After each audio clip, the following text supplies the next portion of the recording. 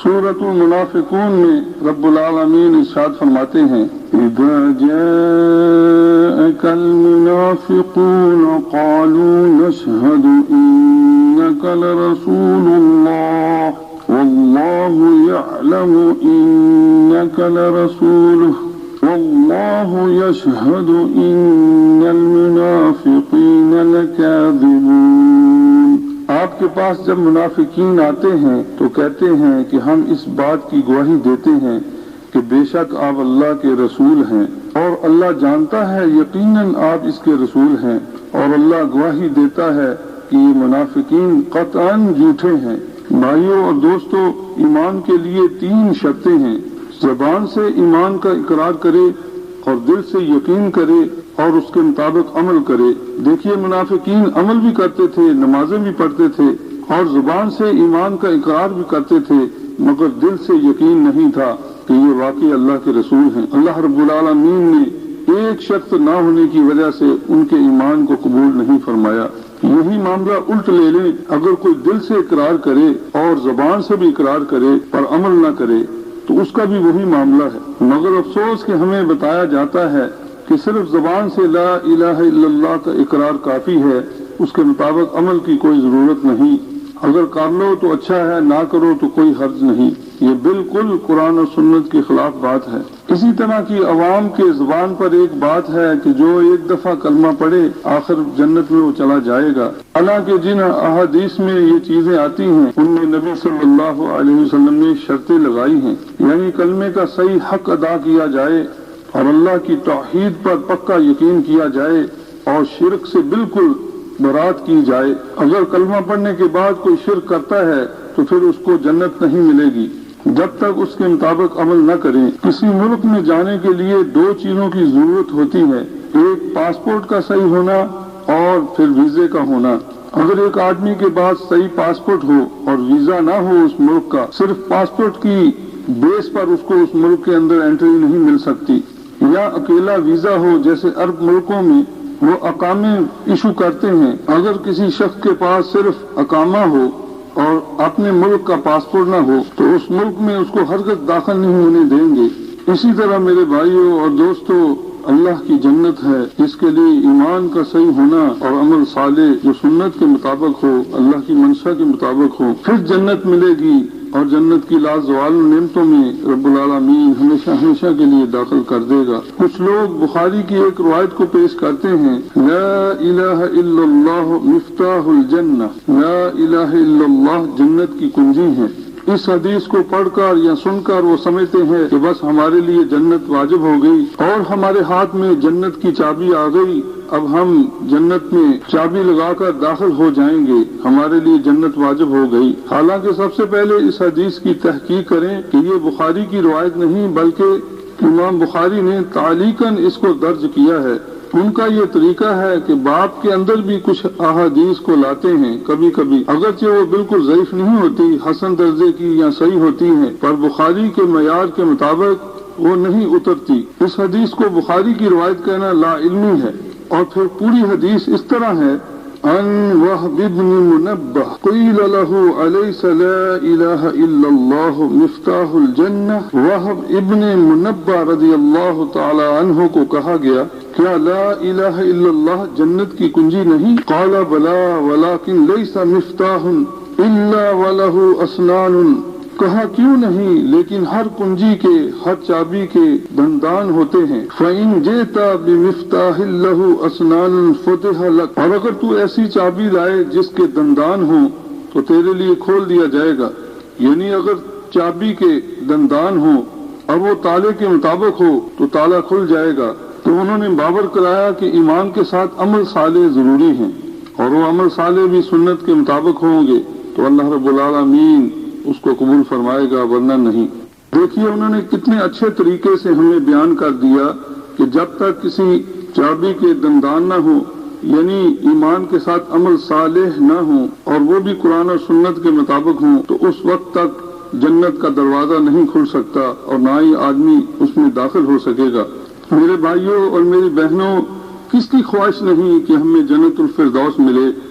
आज अगर दुनिया में कोई शख्स कहे कि तुम थोड़ा सा मेरे लिए काम करो پھر میں تمہیں ایسی چابی دے دوں گا جس سے ایک بہت بڑی کوٹھی کھل جائے گی اور وہ تیرے نام الاٹ ہو جائے گی۔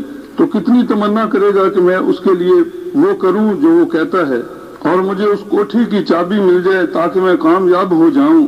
اسی طرح جنت میں جانے کے لیے قرآن کریم سے ہم پوچھتے ہیں وہ چابی کیا ہے اور دندانے کیا ہیں۔ آپ کے علم میں یہ بات آ گئی ہے کہ جنت کی چابی کلمہ طیبہ ہے۔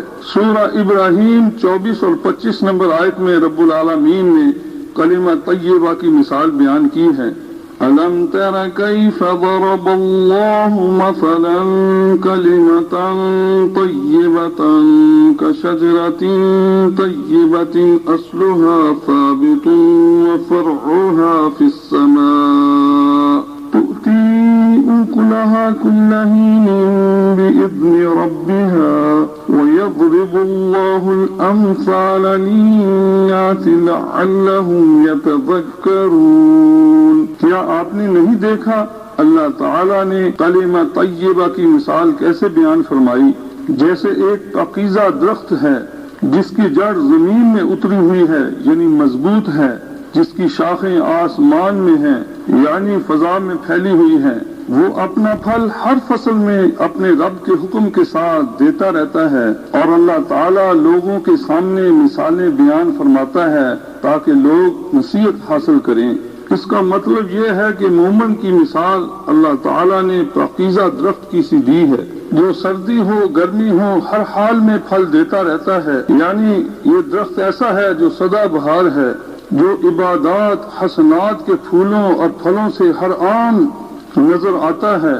اس کے تنے پر ٹہنیاں پھوٹتی ہیں جو سبز پتوں سے لادی ہوئی ہیں، اور رنگا رنگ پھول کھلتے ہیں جس کی خوشبو سے سارا ماحول معطر ہوتا ہے، اور پھلوں کو دیکھنے کے بعد ہر آدمی اس سے فائدہ اٹھاتا ہے۔ بھائیوں اور بہنوں، درخت کیسے اگتا ہے؟ جب زمین میں بیج ڈالا جاتا ہے تو نیچے اس کی جڑیں نکلتی ہیں اور اوپر سے کونپل نکلتی ہے یعنی کلی نکلتی ہے۔ ایک وقت آتا ہے کہ تنا آسمان سے باتیں کرتا ہے اور بڑا مضبوط ہو جاتا ہے، جس کی شاخیں چاروں طرف پھیل جاتی ہیں، جو سبز پتوں سے لاد جاتی ہے اور اس کے ساتھ پھول بھی نکلتے ہیں، اور ایک وقت آتا ہے ان پھولوں کے پھل بن جاتے ہیں۔ اسی طرح ایمان کے درخت کو اگانے کے لیے سب سے پہلے دلوں کے اندر توحید ڈالی جاتی ہے، یعنی ایمان کا بیج ڈالا جاتا ہے جس سے شرک و کفر کی ساری گندگیاں باہر نکل جاتی ہیں۔ پھر ایمان مضبوط ہوتا ہے، عبادات کے ذریعے پھر پھل لگنے شروع ہو جاتے ہیں، اخلاقیات معاملات میں صحیح ہو جاتا ہے، اور ہر آن وہ نیکی کرتا رہتا ہے یعنی حسنات کرتا رہتا ہے، اور اس کے پھل اس کو اپنی ذات کے لیے بھی فائدہ مند ہوتے ہیں اور جہان والوں کے لیے فائدہ مند ہوتے ہیں۔ کسی عالم نے خوب کہا کہ جب ایمان دلوں کے اندر راسخ پھر ہو جاتا ہے اور اس کے پھل جب آنے شروع ہو جاتے ہیں تو پھر وہ ایمان والا کبھی تنگ نظر نہیں ہوتا، کیونکہ وہ سارے جہان کو ایک ہی مالک کی ملکیت سمجھتا ہے اور ساری انسانیت کو وہ اللہ کی رعیت سمجھتا ہے، لہذا ہر ایک کے ساتھ اچھا سلوک کرتا ہے۔ یہ کلمہ انسان میں انتہا درجے کی خودداری اور عزت نفس پیدا کر دیتا ہے، اور اس پر اعتقاد رکھنے والا جانتا ہے کہ صرف ایک ہی اللہ تمام طاقتوں کا مالک ہے، اس کے سوا کوئی نفع پہنچانے والا نہیں، کیونکہ ساری مخلوق ضعیف ہے۔ اللہ سورۃ فرقان میں فرماتے ہیں وَاتَّخَذُوا مِن دُونِهِ آلِهَةً لَا يَخْلُقُونَ شَيْئًا وَهُمْ يُخْلَقُونَ۔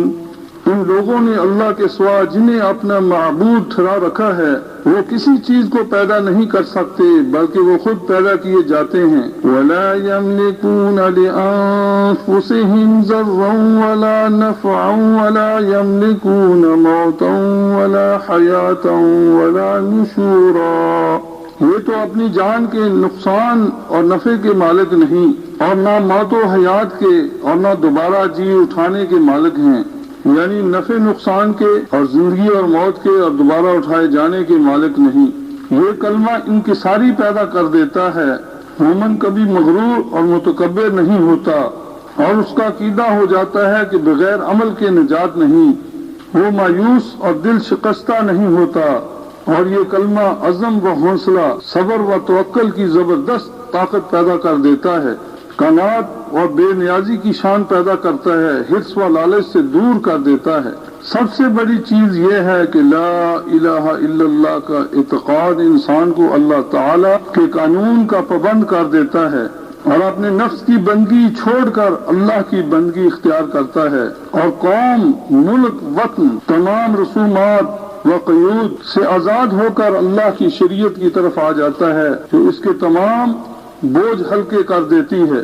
ایمان کے درخت کی بات چل رہی تھی۔ بخاری اور مسلم کی حدیث میں رسول اللہ صلی اللہ علیہ وسلم نے ارشاد فرمایا، الایمان بضع وسبعون شعبہ، ایمان کی 70 سے کچھ زیادہ شاخیں ہیں، افضلها قول لا الہ الا اللہ، سب سے افضل لا الہ الا اللہ کا کہنا ہے، یعنی سب سے بڑی شاخ، وَأَدْنَاهَا إِمَاطَةُ الْأَذَىٰ عَنِ الطَّرِيقِ، اور سب سے ادنا راستے سے کسی تکلیف دہ چیز کو ہٹا دینا، وَالْحَيَاءُ شُعْبَةٌ مِّنَ الْإِيمَانِ، اور حیا بھی ایمان کی ایک شاخ ہے۔ کلمہ بیج ہے، اسلام درخت ہے۔ بھائیوں، جیسے ایک چھوٹے سے بیج میں ایک بہت بڑا درخت چھپا ہوتا ہے، اسی طرح اس ایمان کے اندر سارا اسلام ہے، یعنی لا الہ الا اللہ کے اندر سارا اسلام چھپا ہوا ہے۔ اور اس بات کو بھی یاد رکھیں کہ محمد الرسول اللہ ساتھ لازم ہے، تاکہ لوگوں کو غلط فہمی نہ ہو کہ صرف لا الہ الا اللہ سے مراد اتنا ہی ہے۔ کچھ لوگ لا علمی کی وجہ سے سمجھتے ہیں کہ یہ پورا کلمہ نہیں ہے،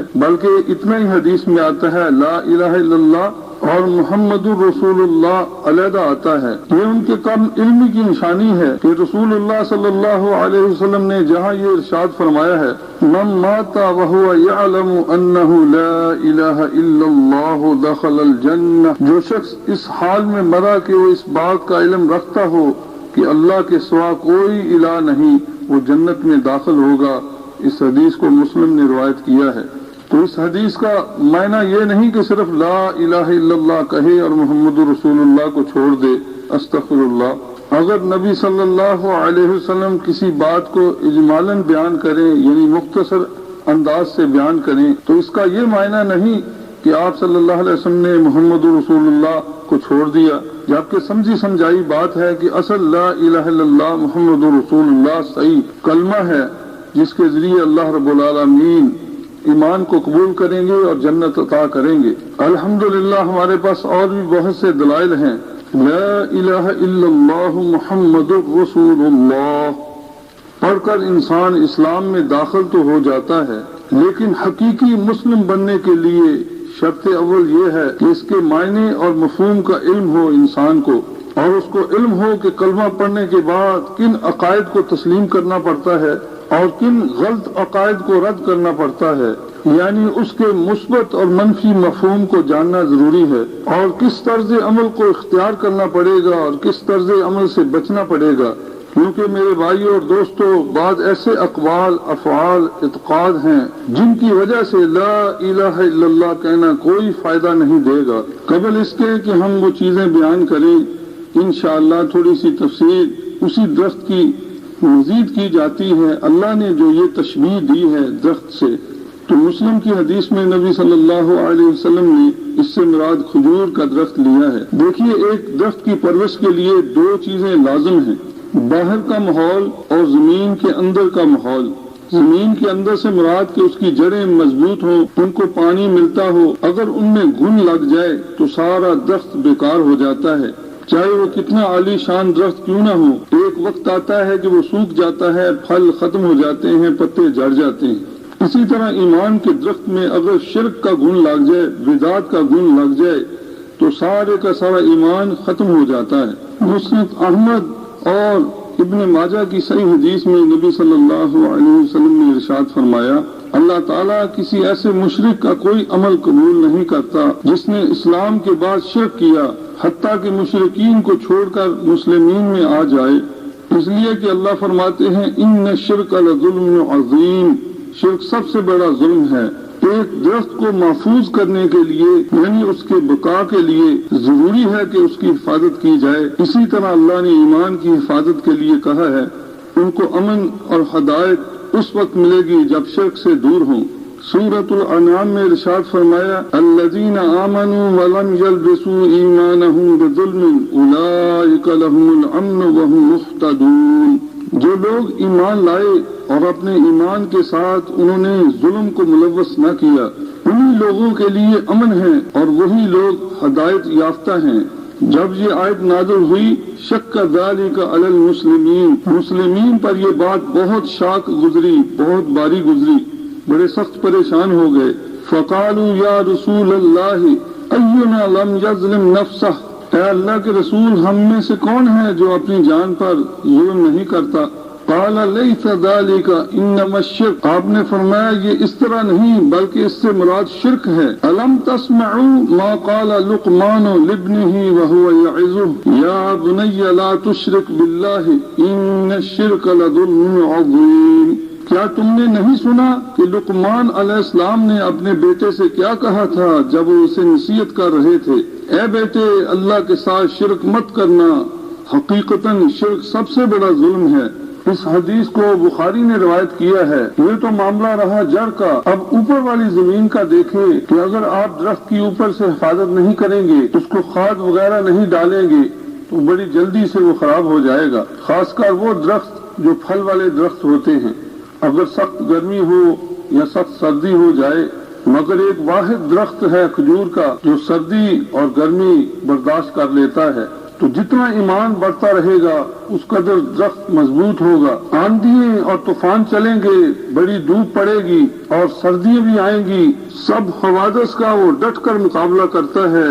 اسی طرح مومن کی صفت اللہ بیان کرتے ہوئے فرماتے ہیں سورۃ البقرہ کے اندر والصابرین فی البأساء والضراء وحین البأس اولئک الذین صدقوا واولئک هم المتقون۔ تنگ دستی، دکھ درد، لڑائی کے وقت صبر کرتے ہیں، یہی سچے لوگ ہیں اور یہی پرہیزگار ہیں۔ اللہ تعالی ہمیں ان میں سے کرے۔ ہر حال میں وہ اللہ کے ساتھ صابر رہتے ہیں، اور آج ہمارا معاملہ ہے کہ تھوڑی سی تکلیف آ جاتی ہے، بیماری آ جاتی ہے تو ہم واہ ویلا کرنے لگتے ہیں اور کفریات کلمات نکالتے ہیں کہ کیا ہم ہی اللہ کو ملے ہیں، ہمیں تکلیف دے رہا ہے، حالانکہ اس سے ان کی تکلیف دور نہیں ہوتی بلکہ وہ اور زیادہ اللہ کے عذاب کے مستحق ہو جاتے ہیں۔ اگر وہ صبر کرتے تو اللہ تعالیٰ اس تکلیف کو دور کر دیتے۔